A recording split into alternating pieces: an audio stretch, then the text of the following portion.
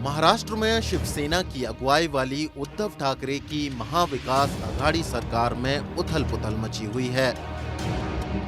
शिवसेना में हुई बगावत ने न सिर्फ शिवसेना बल्कि उसकी सहयोगी पार्टियों कांग्रेस और राष्ट्रवादी कांग्रेस को भी अंदर से हिलाकर रख दिया है।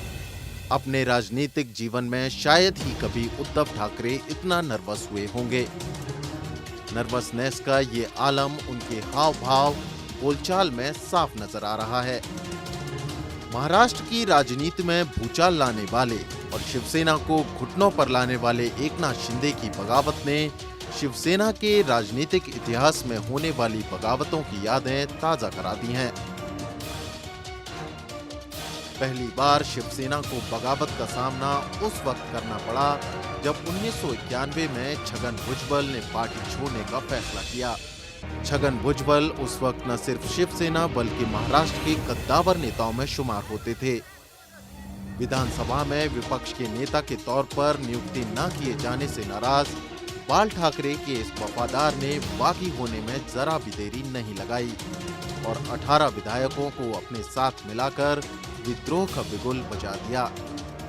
छगन भुजबल फिलहाल राष्ट्रवादी कांग्रेस में हैं। एक लंबी शांति के बाद साल 2005 में शिवसेना में एक बार फिर से बगावत के स्वर सुनाई दिए, जब बाल ठाकरे के विश्वास पात्रों में से एक नारायण राणे ने शिवसेना से अपनी राहें जुदा करने का फैसला किया। शिवसेना छोड़ने के बाद नारायण राणे कांग्रेस में शामिल हो गए। फिलहाल नारायण राणे भारतीय जनता पार्टी में हैं और केंद्र में मंत्री हैं। नारायण राणे शिवसेना और भारतीय जनता पार्टी की गठबंधन सरकार में महाराष्ट्र के मुख्यमंत्री भी रहे। नारायण राणे की बगावत के अगले साल ही यानी 2006 में एक बार फिर शिवसेना को टूट का सामना करना पड़ा। इस बार बगावत की आवाज परिवार के अंदर से ही बुलंद हुई।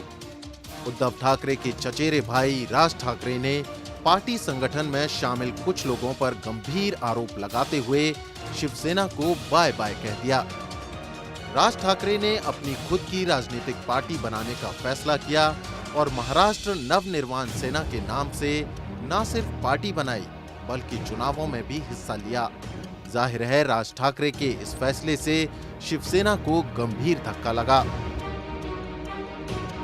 छगन भुजबल, नारायण राणे और राज ठाकरे की बगावतों के बावजूद शिवसेना मजबूती से खड़ी रही, तो इसकी वजह ये थी कि इन तमाम विद्रोह के समय बाल ठाकरे जीवित थे।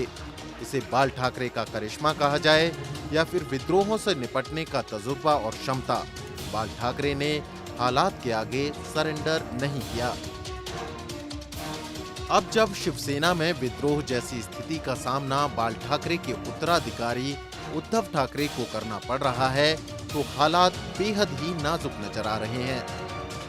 एकनाथ शिंदे की बगावत को दबाने या फिर उससे उबरने का फिलहाल कोई रास्ता उद्धव ठाकरे को सूझ नहीं रहा है।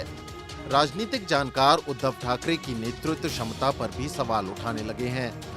एकनाथ शिंदे की ये बगावत शिवसेना को क्या दिन दिखाती है और उद्धव ठाकरे का भविष्य कैसा होता है, आने वाले दिनों में तस्वीर पूरी तरह साफ हो जाएगी।